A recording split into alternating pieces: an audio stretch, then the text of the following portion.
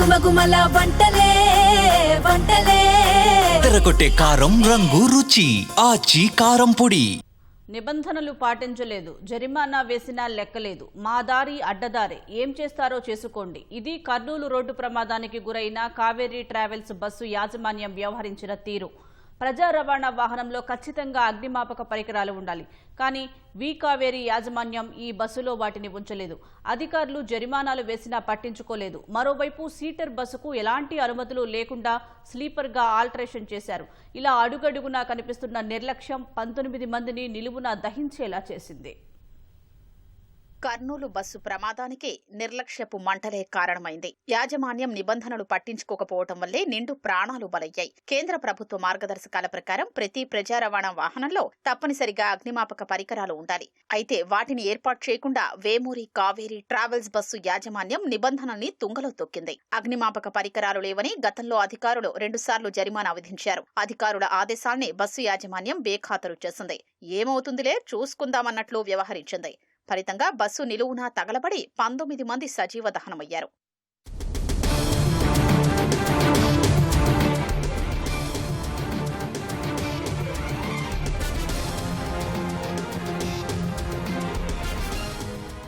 దగ్ధమైన బస్సుపై AP, తెలంగాణలో కలిపి 20కి పైగా జరిమానాలు ఉన్నాయి.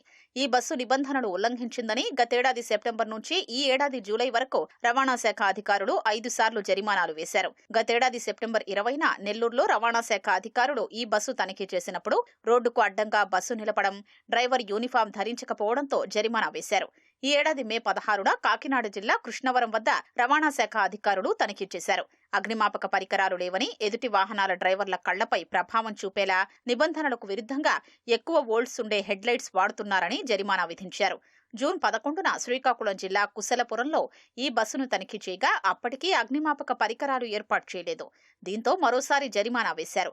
జూన్ 13న శ్రీకాకుళంలోని తిలక్ నగర్ కాలనీ వద్ద తనిఖీ చేసినప్పుడు రహదారి భద్రత నిబంధన ఉల్లంఘించి రోడ్డుకు అడ్డంగా బస్సు నిలపడంతో అపరాధ రుసుము వేశారు.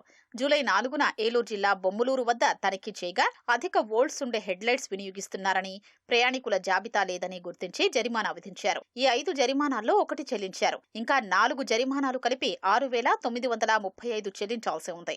మరోవైపు ఈ బస్సుపై నిబంధనల ఉల్లంఘనలకు సంబంధించి తెలంగాణలో 16 చలాన్లు పెండింగ్లో ఉన్నాయి.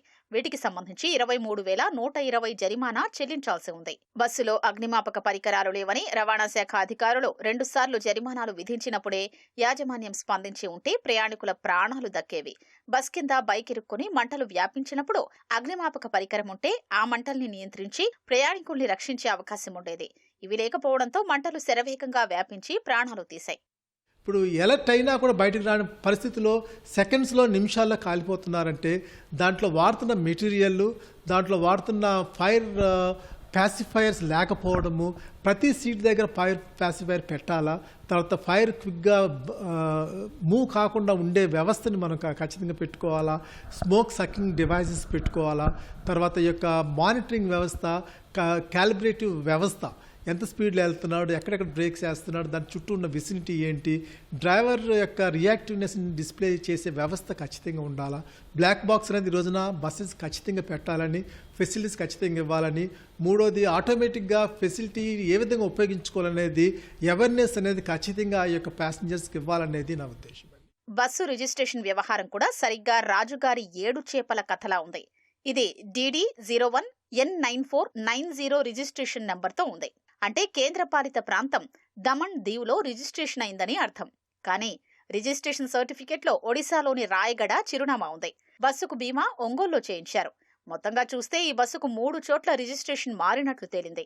బస్సుని 2018లో మే 2న కొని ఆగస్టు 8న తెలంగాణలోని మేడ్చల్ ఆర్డీఓ కార్యాలయంలో రిజిస్ట్రేషన్ చేయించారు.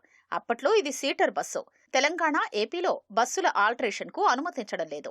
దీంతో తెలంగాణ నిరభ్యంతర పత్రం తీసుకుని 2023 ఏప్రిల్ 26న దమన్ దీవ్లో రిజిస్ట్రేషన్ చేశారు. హోమ్ ట్యాక్స్ తక్కువగా ఉండడంతో దమన్ దీవ్లో ఎన్ఓసీ తీసుకుని ఈ ఏడాది ఏప్రిల్ 29న ఒడిశాలోని రాయగడ ఆర్డీఓ కార్యాలయంలో రిజిస్ట్రేషన్ చేయించారు. కావేరీ ట్రావెల్స్ యాజమాన్యానిది ఒంగోలు అయితే దాని యజమాని వేమూరి వినోద్ కుమార్ అని రాయగడలోని సాయి లక్ష్మీనగర్ చిరునామా చూపించి బస్సుకు రిజిస్ట్రేషన్ చేయించుకున్నారు.